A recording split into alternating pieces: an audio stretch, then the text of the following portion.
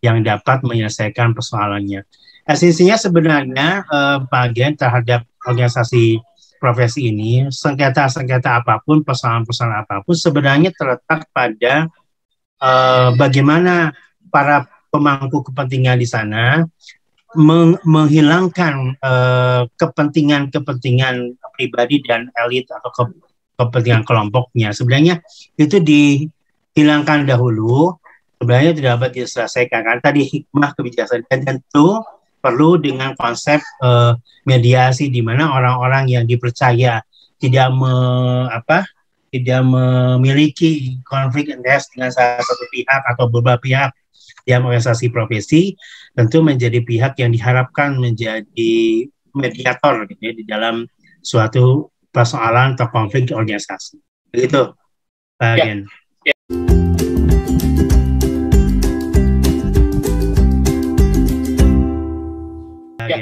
Ya baik, tapi sebetulnya kenyataannya kalau memang tadi pakai asas musyawarah, Pancasila, sebetulnya tidak akan terjadi ya sebetulnya.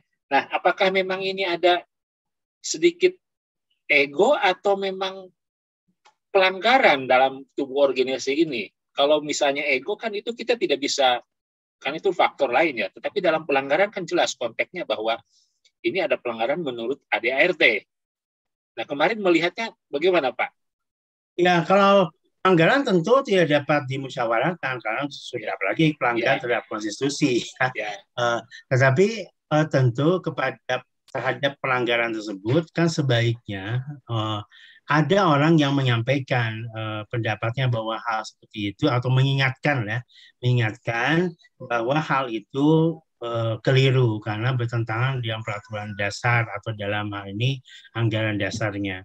Nah, pelanggaran tersebut agen dan semua rekan-rekan perawat tidak dapat ditolerir dengan cara apapun setelah semua peringatan memberi nasihat juga tidak diindahkan, ya memang akhirnya harus dilakukan tindakan yang lebih tegas gitu ya, karena tadi suatu organisasi itu untuk menjamin dan menjaga martabatnya adalah dengan menjaga konstitusinya dan menjaga disiplin organisasi.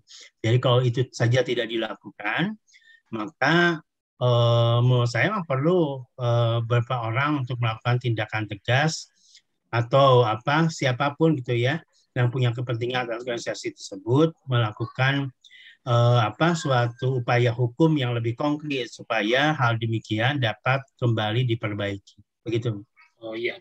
Jadi muaranya tetap kepada konstitusi yaitu hukum sebetulnya ya, Pak. Tetapi sebetulnya gini, berarti hukum itu kan sebetulnya sesuatu yang sesudah keputusan misalnya, apapun hasilnya kita harus terima meskipun memang ada satu pihak yang merasa dikalahkan gitu. Artinya betul.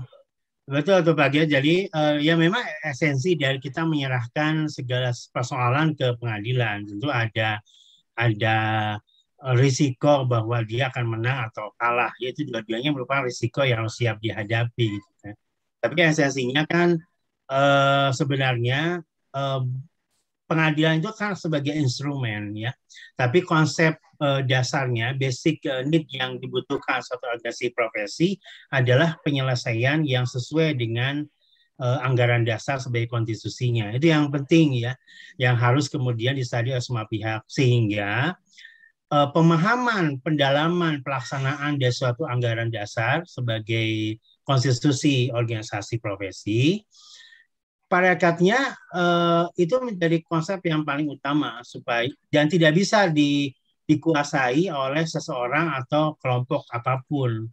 Jadi pelaksanaan penafsiran dan sebagainya tentu harus didasarkan pada komitmen bersama. Jadi tidak boleh kemudian ditafsirkan oleh saya, oleh Pak Gegen, oleh orang-orang lain secara sepihak atau secara individu. Semuanya ada proses, ada mekanisme, dan ada upaya bersama. Nah, itu yang penting karena kalau tidak ada yang itu semua ya seperti itu ya tentu tadi menjauhkan dari martabat organisasi dan juga penghormatan organisasi terhadap disiplin organisasinya. Iya. Jadi kemarin yang di persidangan sesungguhnya tadi seperti dijelaskan Pak Dr. Dian bahwa tidak boleh menginterpretasikan sesuai dengan sendirinya karena memang sebetulnya muaranya ADART meskipun dalam situasi apapun. Ya kemarin kan ini juga sebetulnya supaya teman-teman perawat memahami ini organisasi yang kita cintai yang sangat luar biasa banyak, bahwa diketahui perawat ini paling besar Pak di Pasienkes, hampir 70% di rumah sakit dan di pelayanan kesehatan adalah perawat yang paling banyak, yang katanya 24 jam bersentuhan dengan pasien. Ya, betul. Nah, sebetulnya ini yang mesti disadarkan teman-teman bahwa kadang-kadang ya teman-teman juga tidak aware dengan organisasi. Ya mungkin ini masanya kedewasaan berpolitik dalam organisasi sebetulnya kali ya Pak Dokter ya. Karena saya lihat profesi ini mungkin tabu dalam berbicara soal hukum. Tapi malah menjadi korban hukum sebetulnya perawat-perawatnya. Contoh kayak misalnya di Papua, di mana. Yeah. Kan itu menyedihkan. Nah baik Pak Dokter, saya kembali ke konteks yang inti hari ini. Kemarin kan sudah selesai Munas ini sebetulnya sudah terjadi karena di gugatan para penggugat itu kan sebetulnya menginginkan satu keharusan adanya Munas karena itu Munas itu musyawarah tertinggi. Nah, bagaimana dengan proses yang masih berlangsung ini? Ya, jadi parekatnya kembali bahwa suatu tuntutan terhadap Munas itu kan tidak Munas ansih diselenggarakan gitu ya. Tapi apakah Munas itu atau suatu prosedur forum tertinggi apapun di organisasi parekatnya sudah terlaksana pertama sesuai dengan dijalankan diselenggarakan oleh suatu pihak yang sudah berwenang. Kedua, prosedurnya memang telah dilakukan sesuai dengan ketentuan. Dan substansi di dalam pelaksanaan Munas tersebut sesuai dengan alas hukum dan alas faktanya. Misalnya siapa yang harus mewakili siapa yang mempunyai keputusan hak memilih dan dipilih, ataupun sudah disosialisasikan sebelumnya. Karena ini sebagai organisasi publik tentu tidak bisa pelaksanaan itu hanya bergantung pada satu kelompok atau dua kelompok atau hanya elit tertentu atau seseorang bahkan gitu ya, atau kehendak seseorang. Betul-betul telah disosialisasikan dan telah dilaksanakan secara prosedur. Nah kalau itu tidak terpenuhi, menurut saya bagian tetap tidak terpenuhi suatu Munas yang betul-betul sesuai dengan konstitusinya. Jadi harus suatu organisasi itu betul-betul harus menjalankan suatu kegiatan, forum, tindakan maupun perbuatannya sesuai dengan prosedur yang ada di dalam anggaran dasar dan anggaran rumah tangga. Tidak dilaksanakan sesuai prosedur maka menjadi batal. Tidak ada sosialisasi, tidak ada konfirmasi, tidak ada pihak-pihak yang sebenarnya kompeten di dalam Munas tersebut juga menurut undang-undang atau menurut hukum perakatnya adalah batal atau dapat dibatalkan. Begitu, Adian. Ya, apakah bisa disamain dengan ini? Mohon maaf agaknya dengan partai yang sedang kisruh bahwa ada kita kan bicara ADART ini. Kita juga konsisten konteksnya kan ADART ini sebetulnya ada pelanggaran ADART yang menurut versi penggugat bahwa mengangkat dirinya, memutuskan dirinya sendiri. Iya, sebenarnya kalau berbeda sama yang konflik di partai itu ya, kalau dia kan menyatakan bahwa anggaran dasar rumah tangga yang di sana itu adalah versi saya yang benar karena saya mengajukan ke Menteri Hukum dan HAM untuk disahkan.